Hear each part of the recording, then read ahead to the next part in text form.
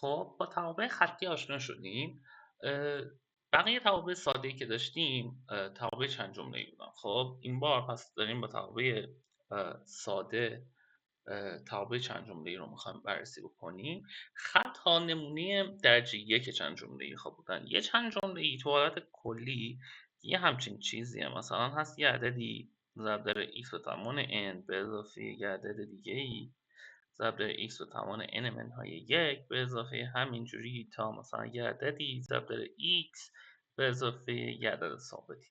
خب مثلا اگه میتونیم nمون رو 2 بذاریم، مثلا کلا 3 تا جمله داشته باشیم، مثلا یه همچین جمله یه چند جمله یه درجه 2 داشته باشه، مثلا 4x منهای 5. خب این یه چند جمله چیزایی که با عددا و x به توان عدد صحیح ساخته میشن. اوکی، یا مثلا یه چند جمله یه درجه 3 میتونه مثلا اینجوری باشه x به اضافه x مثلا منهای 1779 مثلا.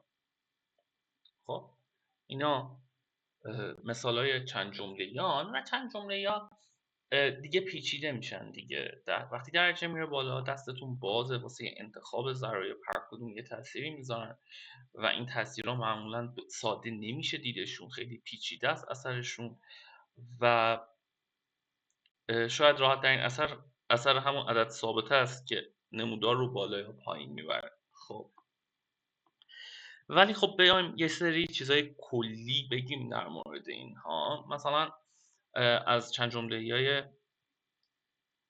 درجه 2 شروع کنیم. چند جمله‌ای درجه 2 یه چیزیه مثل y مساویه با ax2 به اضافه bx به اضافه c. خب که من اگه یادتون باشه میتونم این رو از آش فاکتور بگیرم و بنویسم a در x2 به اضافه b عامل x به اضافه c. خب بعد این رو یه دونه b به روی 2a به توان 2 بهش اضافه کم بکنم. خب این رو بنویسم a ضرب در x به اضافه b به روی 2a به توان 2 به اضافه c منهای b2 به روی 2a. خب میتونم این رو اینجوری بنویسم و الان میبینید که این یه عدده، این یه عدده، اینم یه عدده.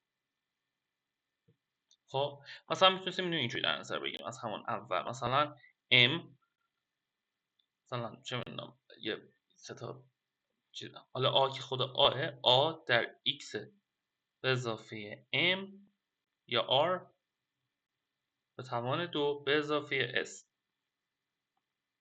خب همین اینه، اسمای جدید گذاشتیم براش، اینم همینه. اوکی و اینجا خیلی ساده میشه دید که نقش O, R و S چیه. اگه یادتون باشه توی رسم نمودار از رسم نمودار A F B X به اضافه C به اضافه D از روی نمودار Y مساوی F X گفتیم که نقش هر کدوم از اینا چیه. نقش این آره انتقال به راسته به اندازه R، نقش این آ بزرگ کردن نمودار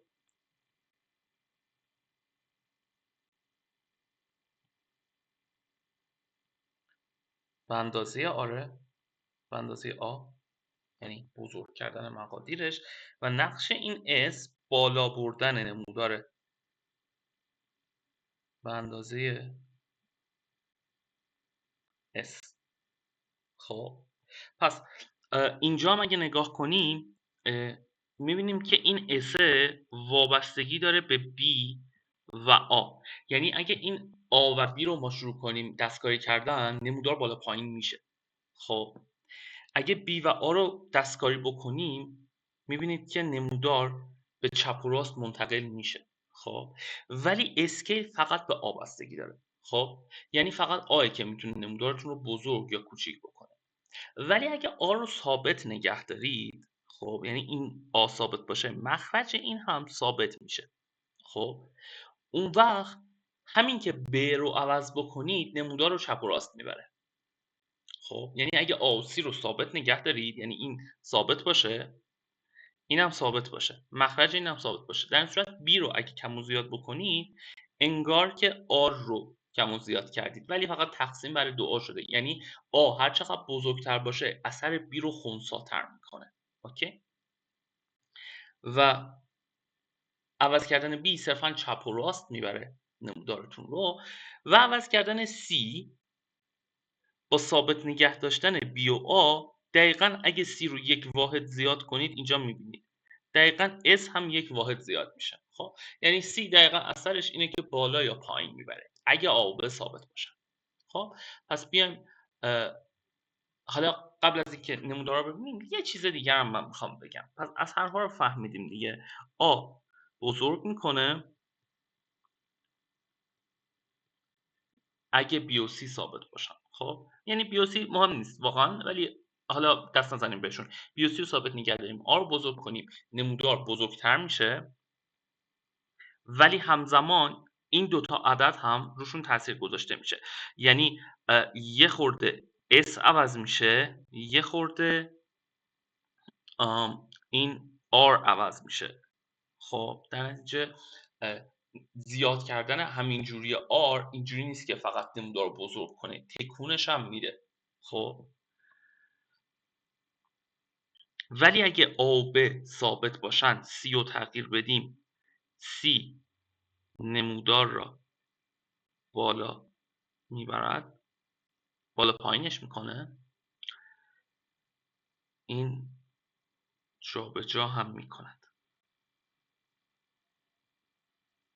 اگه آ و سی ثابت باشه، بی رو جا به تکون بدیم، بی نمودار را به چپ یا راست میبرد، اما اثرش تقسیم بر 2 میشه. یعنی هر چقدر آ بزرگتر باشه اثر عوض کردن بی کمتره. اوکی. البته که بی اینجا هم تاثیر داره، یعنی روی اس هم تاثیر داره. به خاطر همین بعد از اینکه نمودار رو برد اینور، خب نمودار رو بالا یا پایین هم میبره ها. خب قشنگ معلومه روی اس هم تاثیر داره. به خاطر همین این روی بالا پایین هم میبره، بالا یا پایین هم میبره.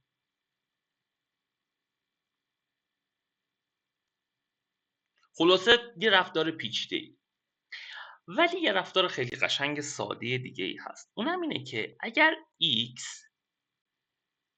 خیلی نزدیک به صفر باشد،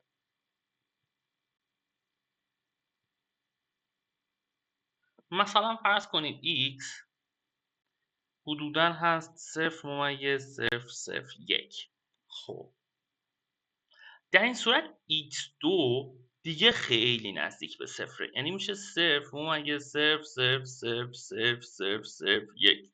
خب که این حدوداً صفره، میشه صرف نظر کرد اگه آ و ب و س عددهای معقولی باشن، مثلا همشون حدود 50.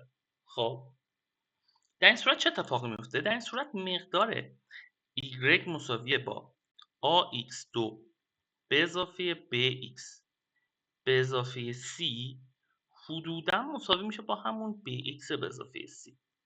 شاید بگید حدودا مساوی میشه با c چون که x کوچیکه و جوابتون هم درسته، ولی bx به اضافه c دقیق تره. خب من فقط این جمله رو حذف کردم و میگم که اینا حدوداً با هم برابر.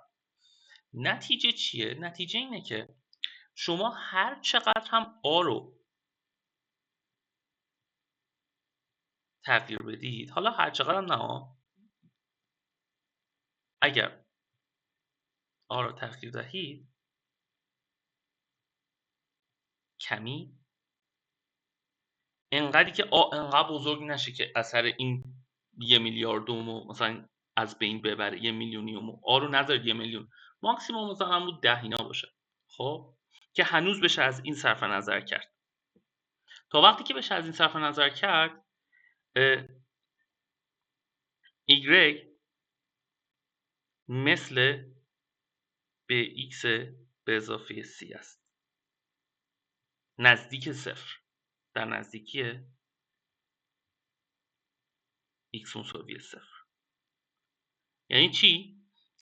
یعنی هر چقدر a رو عوض بکنید اون یه تیکه نمودار عوض نمیشه. اصولا f صفر شما، یعنی توی اگه x رو صفر بذارید y تون میشه c. خب و بعد میدونید خط bx به اضافه c قرار چجوری باشه؟ قرار از مثلا c شروع بشه و مثلا یه شیب b داشته باشه. خب این یعنی شما a رو عوض بکنید، همیشه اگه زوم بکنید توی این نقطه قرار این شکل رو ببینید. a اصلا تأثیری نداره زیاد روی این. بریم ببینیم این رو توی نرم افزار. اوکی. الان ما تو مطلبی و میبینید که اینجا من اومدم بین منفی 5 تا 5 آ به 3 رو تعریف کردم، آ1 و بعد اومدم نمودار آx2 به اضافه bx به اضافه c رو به رنگ آبی رسم کردم و میبینید که این شکلیه. و مثلا من اگه آ رو بزرگترش بکنم نمودار بزرگتر میشه. اوکی، همه نقطه ها بزرگتر میشه. و مثلا اگه c رو کم بکنم نمودار به سمت پایین میاد. اوکی، الان گذاشتم منفی 4 واحد نمودار اومده. ولی اگه b رو عوض بکنم یه خورده اثر عجیبه، چون که هم نمودار به سمت چپ کشیده میشه، هم یه خورده میاد روی چیز تاثیر میذاره، روی انتقالش تاثیر میذاره. خب دقت کنید مثلا اگه بذارم اینور میاد پایین. خب اگه بذارم مثبت زیاد میاد اینجا. خب میاد پایین تر. چرا؟ چون که توی عبارتمون منفی b2 به روی 2a داشتیم اگه یادتون باشه. بذارید نشون بدم بهتون. اینجا انتقال ما بود c منهای b2 به روی 2. این یعنی که b اگه زیاد شه، b اگه 10 بشه با توان 2 شیفت ایجاد میکنه. خب یعنی مثلا a اگه 5 باشه 2a مثلا میشه 10. خب b به توان 2، b اگه 10 باشه b به توان 2 میشه 100. بعد این 100 تقسیم بر 10 میشه منفی 10، یعنی 10 واحد نمودار رو میکشه پایین. خب دقیقا همون اتفاقیه که اینجا افتاد. خب الان من اگه a رو بذارم 5، c رو بذارم 0، c رو بذاریم 0، شما میبینید که 5 واحد نمودار اومده پایین. برو بذاریم 10. خب با اینکه من به c دست نزدم، c صفره، ولی b همزمان کشیده چپ و آورده پایین نمودار. اوکی، این اثر آ به 3. اگه آ منفی بشه نمودارم برمیگرده دیگه، این رو میدونید شما. خب یعنی اثر منفی کردن آ اینه که نمودار رو برعکس میکنه و دوباره اینجا چون که ب اوم همیشه ظاهر میشه، این بار رفتار ب هم عوض میشه. یعنی ب که قبلا میبرد سمت چپ الان میبره سمت راست، چون که شیفت ما به اندازه ب اوم بود. اوکی، ولی چیز دیگه که باید ببینید، مثلا سی رو زیاد کنم این میره بالا. الان نگاه کنید میبینید که سی ما 5، بی ما 7. خب نزدیک های صفر من بهتون گفتم که باید شبیه به خط 7x به اضافه 5 باشه. بیاید ما خط bx به اضافه c رو رسم بکنیم ببینیم که این خط چجوریه. ببینید این خط رو من اگر رسم بکنم اینجا دقیقا دو تا نمودار میافتن رو هم. خب و این دقیقا همون چیزیه که گفتیم. یعنی مثلا آ رو من اگر از منفی 2 ببرم روی منفی 3، اینا اونجا عوض نمیشه رفتارشون، هنوز با هم چسبیدن. اگه بیارم رو 2 هنوز رفتار عوض نمیشه با اینکه جهت عوض شد، ولی هنوز اونجا با هم مماسن. حتی بیارم رو 5 هنوز با هم مماسن. خب و خیلی نزدیکم به هم. و اگه یه خورده زومتر بکنم از -1/10 تا 1/10 اگه نگاه بکنم واقعا نمودارها افتادن رو هم. یعنی این تقریب خیلی دقیقه. خب اگه بخوایم دقیق ترش بکنیم شاید بهتر باشه که دقیق ترش هم بکنیم، حتی بریم نزدیکتر. ببینید واقعا هیچ فرقی دیگه بین این نمودارها انگار نیست. خب هر چقدر من آ رو عوض بکنم تو این نزدیکی واقعا فرقی نیست تا وقتی که x نزدیک به صفره. خب عوض کردن آ هیچ تأثیری روی این چیز نداره، این رفتار شبیه به هم بودن، چون که این نمودار توی اینجا واقعا مماس به اون خط و از x2 میشه صرف نظر کرد که بگیم این نمودار سهمی تو اون نزدیکی مساوی با اون خطه. خب پس دوباره برگردیم به اینجا، این اتفاق رو دیدیم تا وقتی که بشه x رو انقدی کوچیک کرد که از ax2 صرف نظر کرد میشه این y رو با همون به x به اضافه c یکی دونست. خب حالا بیاید یک کلکی بزنیم. کلک. خب میخوایم یک کلک بزنیم. داستان چیه؟ داستان اینه که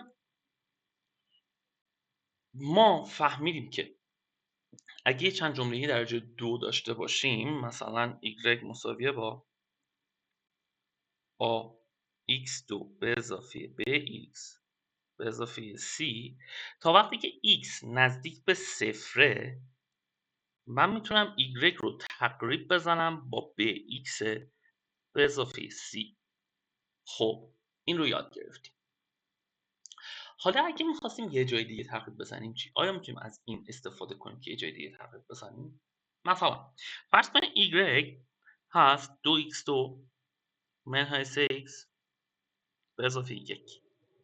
وقتی که x نزدیک به صفره y حدوداً هست منفی 3x به اضافه 1. خب ولی میخوایم یه کاری کنیم که وقتی ببینیم x نزدیک به 1 چه اتفاق میفته، یعنی ببینیم که آیا میشه یه همچین تقریبی رو واسه وقتی داد که x نزدیک به 1. اگه x نزدیک به 1 باشه، خب من اگه جای x بذارم t به اضافه 1، خب اون وقت این چون x نزدیک به 1 t که باشه x منهای 1 نزدیک به صفره.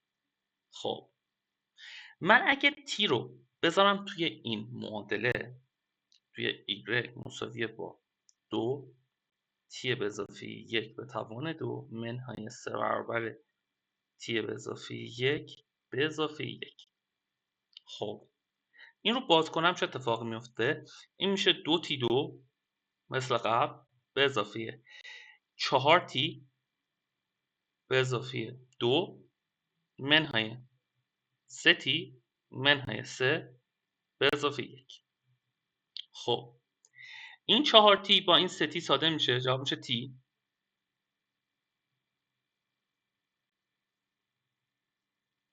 این 2 با این 1 میشه 3، با این 3 ساده میشن، میشه همین. خب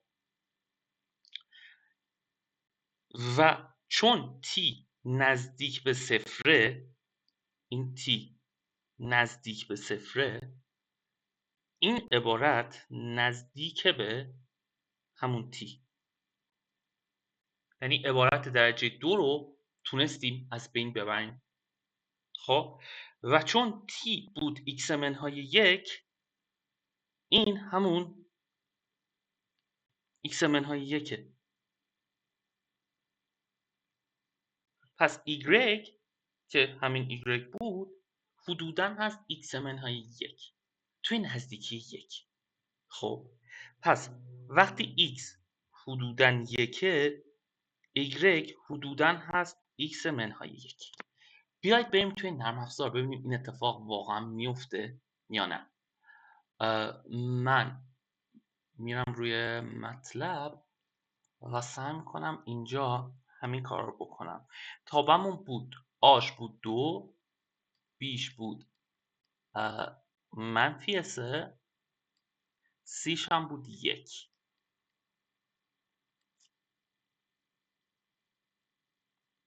و بعد تابعی که باهاش داشتیم مقایسه میکردیم تابع x منهای 1. خب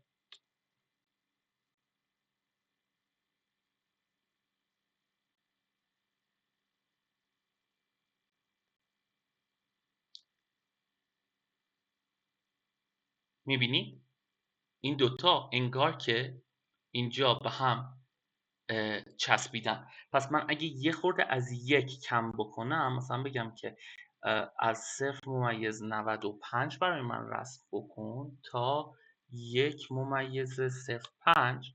خب و بازم اونم مثلا بذاریم از منفی 3 تا 3. خب اگه زوم بکنم میبینید که این دوتا نمودار اونجا عین همن. خب یه خورده حالا بذارید چیزتر بیام عقبتر که بهتر ببینیم. میبینید این دوتا نمودار توی یک به هم چسبیدن. خب و من اگه آ رو حتی عوض بکنم بهتون گفتم که این اینجا چرا تغییر میکنه، اشتباه نکنید، آ اینجا تغییر میکنه، اینجا تاثیر میذاره. خب ولی چیزی که فهمیدیم اینه که چجوری میشه تو هر نقطه‌ای یه تابع چند جمله‌ای رو با یه خط تقریب زد. خب یعنی کافیه که وقتی مثلا یه تابع درجه 2 داری، خب یه نقطه دلخواه بهت بدم، مثلا y مساویه با مثلا x مساویه با 3، تابع درجه 2 هم باشه x2 منهای 5. خب این رو بخوای توی x مساوی 3 تقریب بزنی، تقریبمون فقط وقتایی کار میکنه که متغیرمون نزدیک به صفره. خب به خاطر همین من جای x میذارم t به اضافه 3. در این صورت t میشه x منهای 3 که حدودا مساوی میشه با 0. خب و بعد جای x2 منهای 5 جای xش t رو میذارم، میشه t به اضافه 3 به توان 2 منهای 5 که میشه t2 به اضافه 6t به اضافه 9 منهای 5 میشه t2 به اضافه 6t به اضافه 4. خب که چون t نزدیک به صفره از t2 میتونم صرف نظر بکنم بگم که این هست 6t به اضافه 4. اوکی. و اگه این اتفاق بیفته من دوباره جای t میذارم x منهای 3 چون که t یه متغیر کمکی بود. خب این میشه 6 برابر x منهای 3 به اضافه 4 میشه 6x منهای 14. اوکی بریم اونور ببینیم. توی تابمون بود آش 1 بود، بش 0 بود و سیش منفی 5 بود. خب تابعی هم که به دست آوردیم بود 6 ضرب در x منهای 14.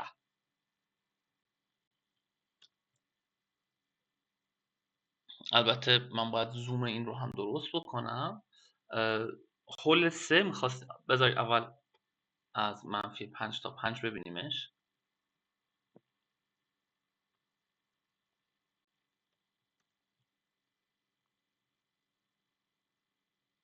الان میبینید که اینجا دقیقا توی نقطه 3 که ما میخواستیم این دوتا نمودار با هم چسبیدن. خب یعنی نمودار قرمز نزدیکای 3 تقریب خوبیه از نمودار آبی. من اگه این رو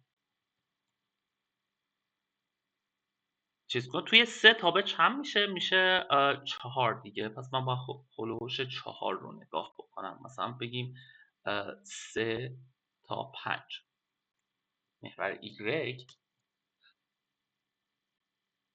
ببینید وقتی زوم بکنید میبینید که این دوتا نمودار به هم چسبیدن. خب و نمودار خط تقریب خوبیه برای نمودار سهمی. این کار دقیقا چیزیه که ما بعدا قراره من نشون نداده بودم.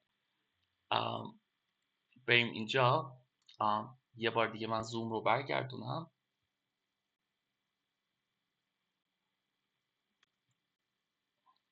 این وضعیت تابه ها قبل از زومه میبینید که توی نقطه 3 خطچین کاملا مماس شده و توی اون نزدیکی این دوتا با هم مساویان و اگه زوم هم بکنیم میبینید که توی هول و هوش 3 که تابع مقدارش هست 4 تو اون هول و هوش این خطه با اون تابع آبی سهمی هیچ فرقی با هم ندارن. این کار رو ما میتونیم با چند جمله درجه بالاتر هم انجام بدیم. خب یعنی اگه به شما تابع درجه 4 هم بدن، مثلا درجه 3 y مساویه با 3x2 به اضافه 3x3 به اضافه 7x2 منهای 6x به اضافه 1. خب اگه x حدود 0 باشه من میتونم از اینا صرف نظر بکنم و بگم y حدوداً هست منفی 6x به اضافه 1. اوکی؟ و اگه توی یه نقطه دیگه ای بخوام، یعنی مثلا x حدود 2 باشه، اول باید جای x بذارم t به اضافه 2 که مطمئن باشم t حدود 0. خب بعد بیام توی معادله جای x بذارم t به اضافه 2 حساب بکنم، ساده بکنم و بعد اون چیزی که به دست میاد رو قسمت خطیش رو وردارم به عنوان تقریبم قسمت درجه بالا رو حذف بکنم. خب و بعد مثلا اینجا ببینیم چی میشه. اینجا میشه 3 برابر تی به اضافه 2 به توان 3 به اضافه 7 برابر تی به اضافه 2 به توان 2 منهای 6 برابر تی به اضافه 2 به اضافه 1 و بعد از اون چیزای درجه بالاتر درجه 2 درجه 3 صرف نظر کنم، چیز خطی که میمونه رو نگه دارم به عنوان تقریب و بعد جای تی دوباره بذارم x منهای 2. خب مثلا اینجا عبارت درجه 1 ما هست چی؟ عبارت درجه 1 ما هست یه دونه 2 به توان 3 ضرب در 3 میشه 3 ضرب در 2 به توان 3. یه دونه هست 7 ضرب در 2 به توان 2. یه دونه هست منفی 6 برابر 2. یه دونه هم هست 1. اوکی؟ این جمله های ثابت ماست. جمله هایی که تی دارن چی هن؟ یه دونه هست 3 ضرب در 3 برابر 2 به توان 2 از این.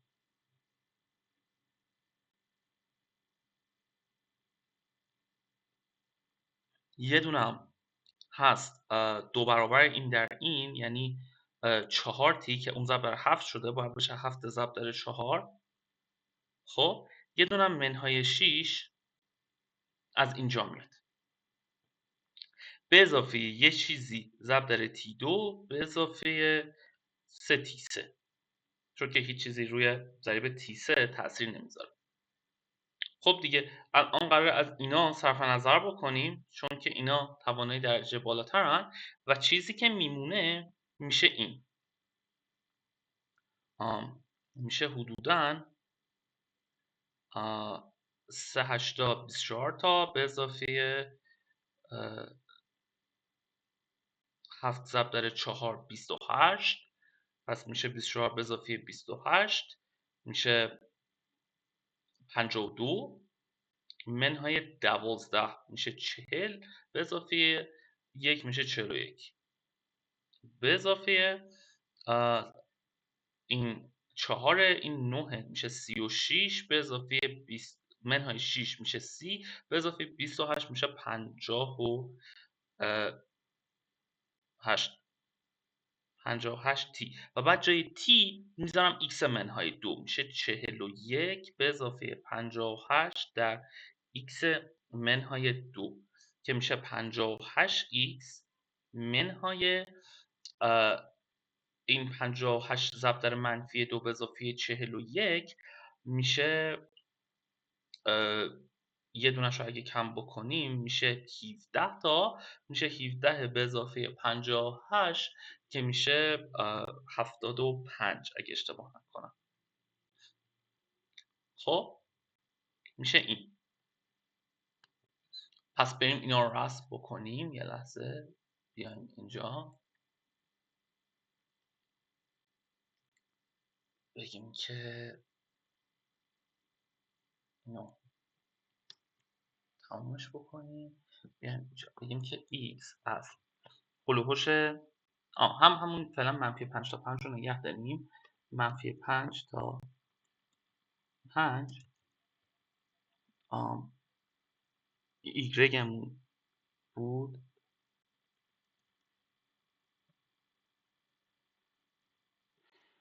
سه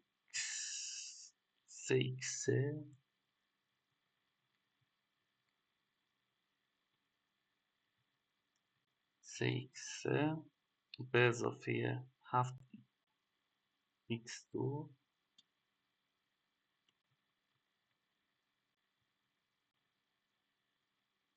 منهای 6 ایکس به اضافه 1. این تابع ماست. خب و اگه نمودارش رو ببینیم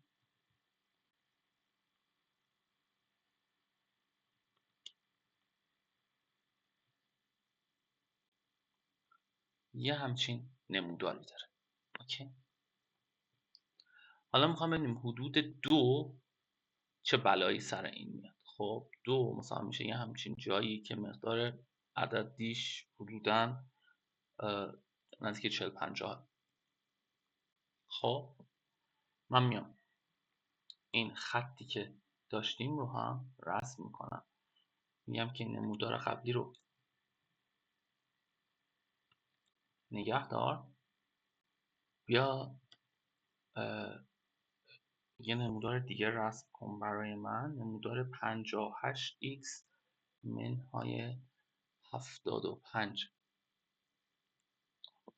یعنی اینجا کاری که کردم اینه که x و y رو تعریف کردم و بعد رسمشون کردم. میبینید این نمودار y هست و الان میخوام نمودار خطمون رو رسم کنم. 58 ضرب در x منهای 75. خب این رو به رنگ قرمز با خط تیره میگم که رسم بکنه برای من و میبینم که نزدیک 2 انگار که این دوتا با هم چسبیدن. خب و اگه بخواید میتونم زوم بکنم، بگم که زوم بکنیم روی محور نزدیک 2، یعنی مثلا از 1.9 تا 2.1 و مقدارمون رو بزنیم بین 20 تا 60 مثلا 20 تا 60.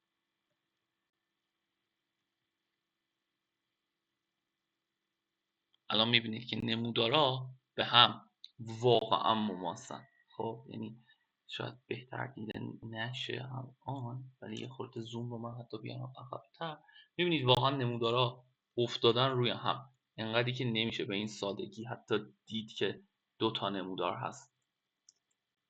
اگه یه خورده جدا کنم میبینید که دقیقا نزدیک دو این دوتا نمودار افتادن روی هم.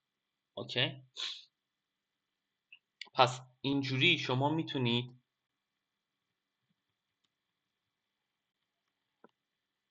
ببینید که چجوری میشه یه چند جمله‌ای رو با یه دونه خط تقریب زد. خب پس الان یاد گرفتید هر چند جمله‌ای رو میتونید با یه دونه خط تو هر نقطه‌ای که میخواید تقریب بزنید.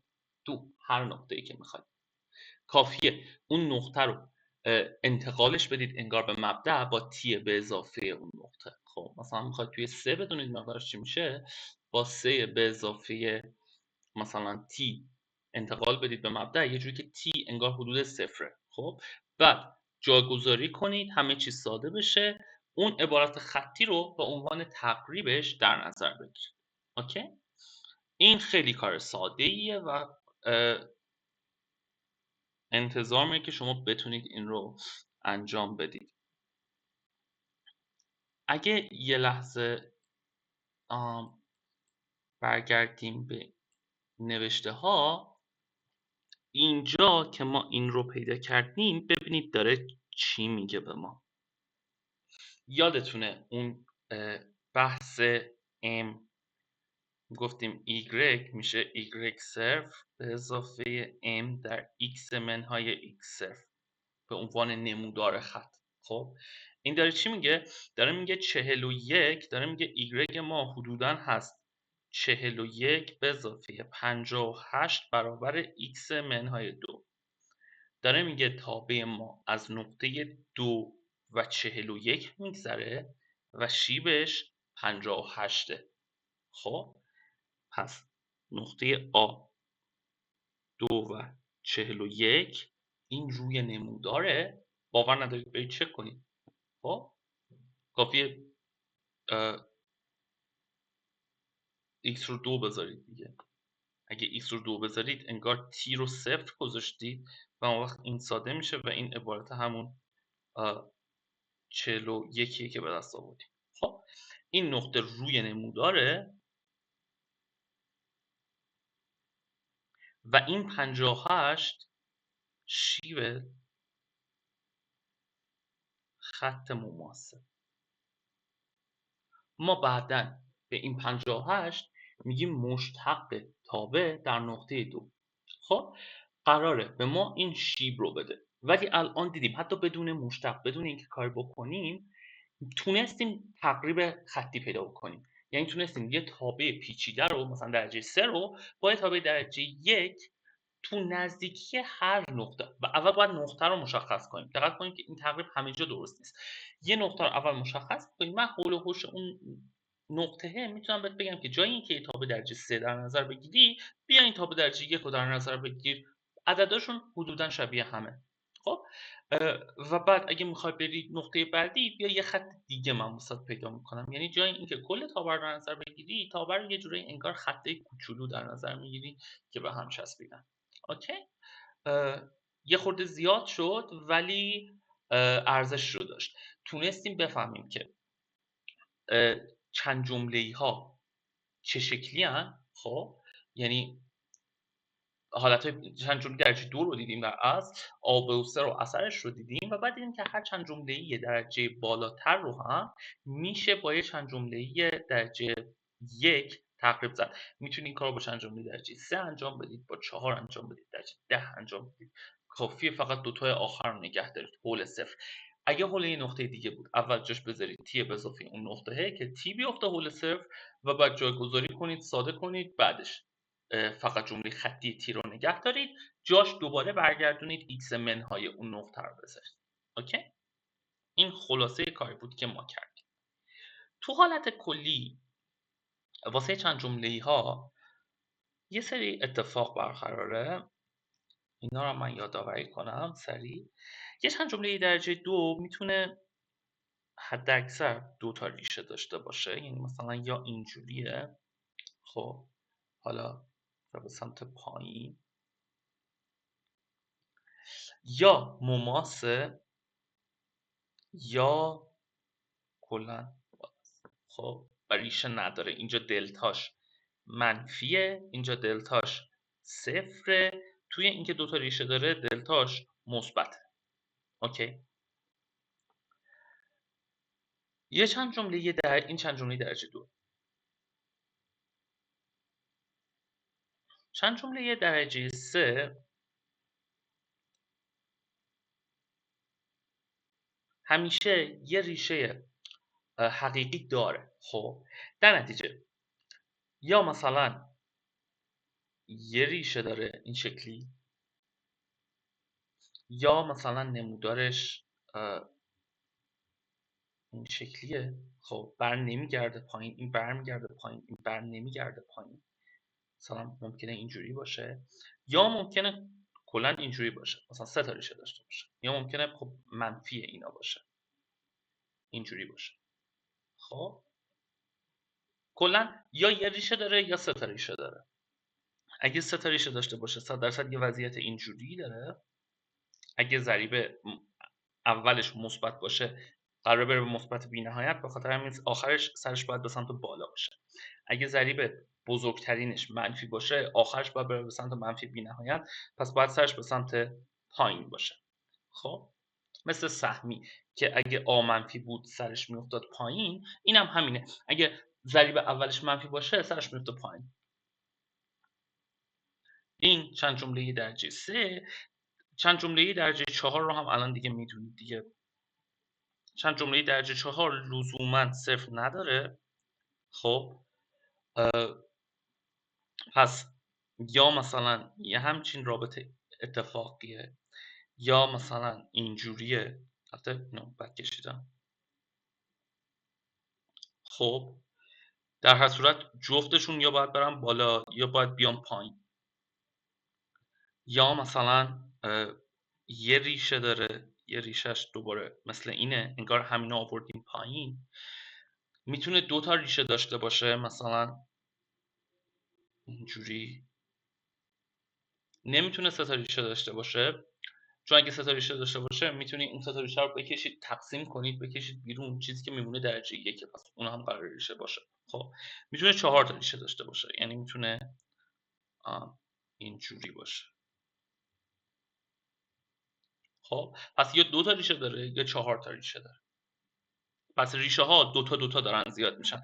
اگه دقت بکنید اینجا یا 0 تا ریشه است، یا 2 تا ریشه است، یا 2 تا ریشه افتادن رو هم که میشه ریشه مضاعف.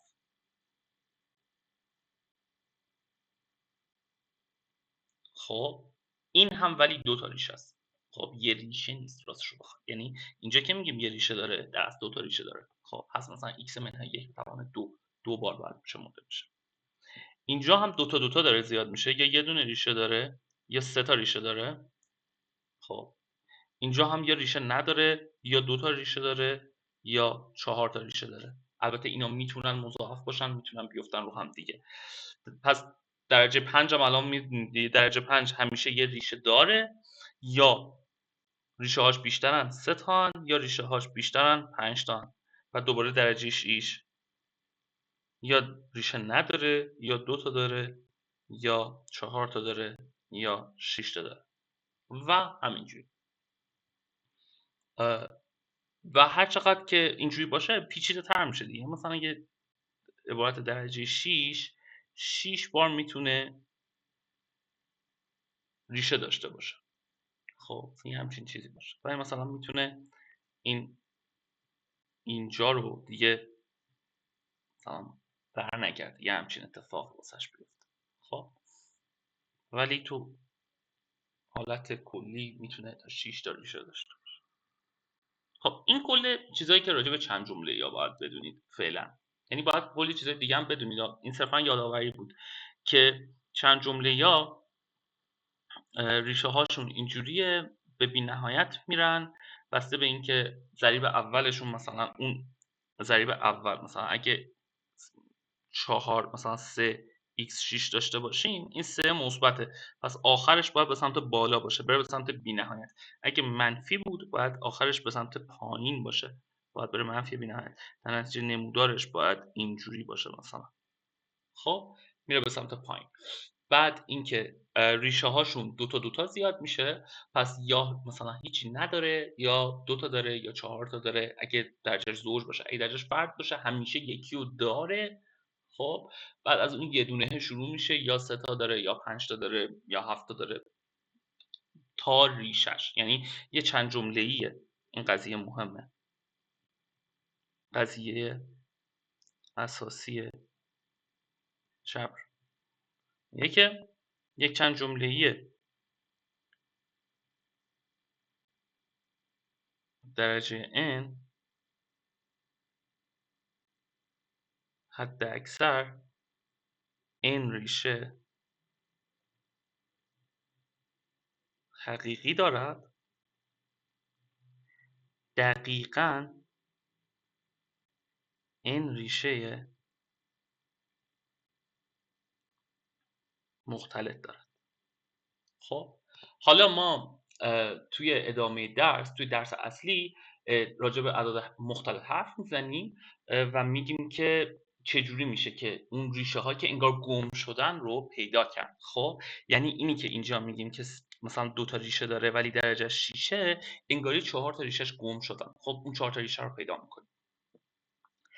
این خلاصه چیزی بود که شما باید راجع به چند جمله یا بدونید.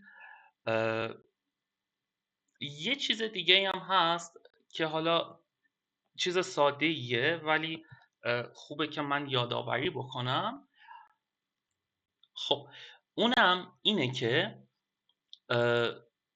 اگه شما یه چند جمله درجه 2 داشته باشید، y مساویه با، اگه یه دونه خط داشته باشید y مساویه با x به اضافه b، چند تا متغیر دارید a و b، 2 تا. خب اگه بخواید این خط رو مشخص بکنید روی صفحه، باید 2 تا اطلاعات به من بدید. خب 2 تا اطلاعات به من باید بدید که این رو مشخص بکنه. مثلا به من 2 تا نقطه بدید.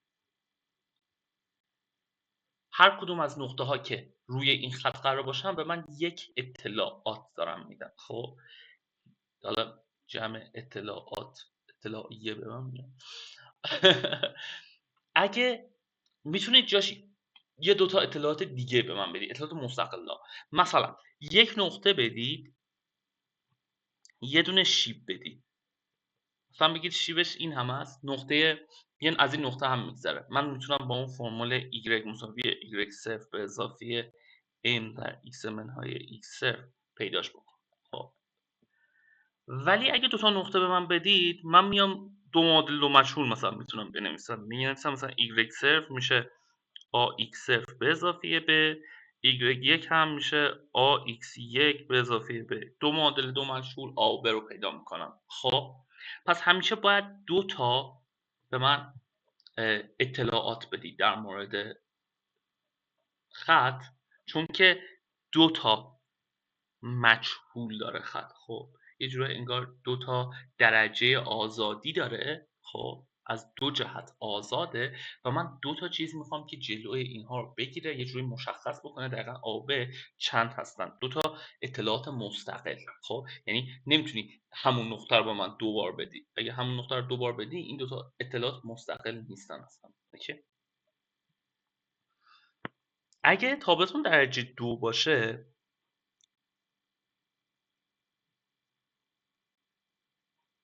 شما باید به من، چون که 3 تا متغیر دارم، شما باید من 3 تا اطلاعات بدید. خب مثلا میتونید 3 تا نقطه بدید، 3 تا نقطه رندوم. خب مثلا بگید که از این میگذره و من میتونم یه دونه سهمی پیدا بکنم که از اینا بگذره. خب کافیه دوباره x ها رو بذارم، y رو بذارم، 3 معادل 3 مشهور بسازم. خب بگم که y0 میشه ax0 2 به اضافه bx0 به اضافه c. خب این میشه یه معادله. x0 و y0 عددن دیگه. خب این میشه یه سه معادله سه مچوب بر حسب آ و سه. من میتونم از روی این آ و سه رو پیدا بکنم. ولی مثلا میتونید سه تا اطلاعات رو یه جور دیگه بدید. مثلا بگید که از این نقطه و این نقطه میگذره به اضافه اینکه این نقطه مینیمومه، یعنی این خودش یه اطلاعاته. اگه این رو به من بدید من میدونم که باید نسبت به این نقطه متقارن باشه، پس یه نقطه دیگه مثلا میتونم پیدا بکنم. خب که شما به من نداده بودید، ولی میتونم یه نقطه دیگه پیدا بکنم و بعد با این سه نقطه دوباره خطمو پیدا بکنم. پس ممکنه که شما به من اطلاعات کمتری بدید و من بتونم با اینا تابع رو بسازم. از اون جالبتر مثلا شاید اون خط مماسه یادتونه، میتونید اون خط مماسه رو بدید. اگه خط مماسه بدید فعلا بلد نیستم ما چجوری پیدا کنیم، ولی خود اون خط مماسه داره یه اطلاعات به من میده. اگه به من بگید که خط مماسم اونجا مثلا این خطه، خب من هنوز میتونم که این تابع رو پیدا کنم. بهتون نگفتم، بعدا میخونیم ببینیم که چجوری میشه این کار رو کرد. تابع درجه 3 باشه شما به 4 تا اطلاعات احتیاج دارید. y مساوی ax3 به اضافه bx2 به اضافه cx به اضافه d. 4 تا متغیر دارید. اگه 4 تا نقطه برای من مشخص بکنید من میتونم دقیقا بگم که این تابع چی هست. خب پس یعنی یه تابع درجه 3 تو خودش دل خودش 4 تا اطلاعات داره، در از جواب 4 سوال رو داره. خب این 4 سوال میتونن به شکل‌های مختلفی بیان بشن. 4 سوال مستقل.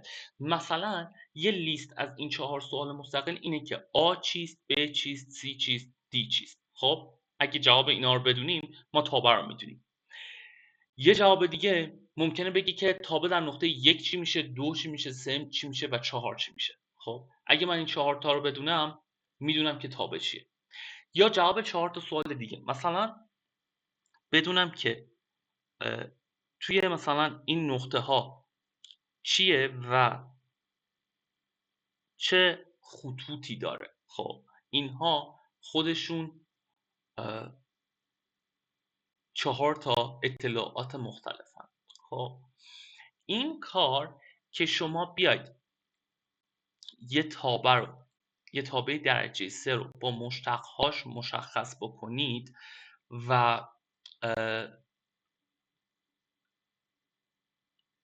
با مشتقهاش و یه سری نقطه های دو سرش مشخص بکنید رو بهش میگن اسپلاین. خب خوبی اسپلاین چیه؟ خوبی اسپلاین ها بذارید بنویسم، به اینا میگن اسپلاین.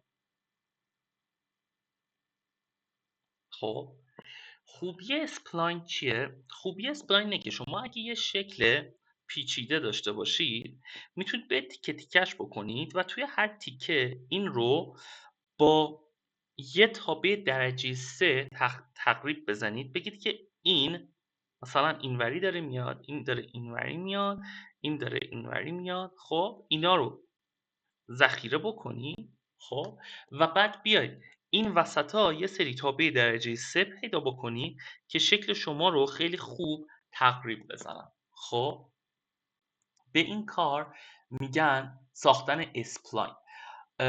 کجا استفاده میشه؟ همه جا استفاده میشه. یعنی مثلا شما اگه فتوشاپ رو باز کنید اون پنی که داره میتونید مثلا دور اشکال رو باهاش اندازه بگیری، دقیقا داره از همین استفاده میکنه. یا مثلا اگه من بتونم بهتون صفحه ویکی‌پدیا رو نشون بدم که نمیدونم چرا نمیشه. اگه میتونستم صفحه ویکی‌پدیا اسپلاین رو بهتون نشون بدم اون وقت میتونستید ببینید که آره همه جا اتفاق میفته و اصلا چیز عجیبی نیست. خب چیزیه که همه جا استفاده داره. تبدیل یه نمودار به نمودارهای درجه 3. فقط اینجا مثلا چیزی که میگید شرطی که میذارید اینه که مثلا این نقطه، این خط مماسش باید با خط مماس این کناریش یکی باشه که خیلی نرم به هم تبدیل بشن. خب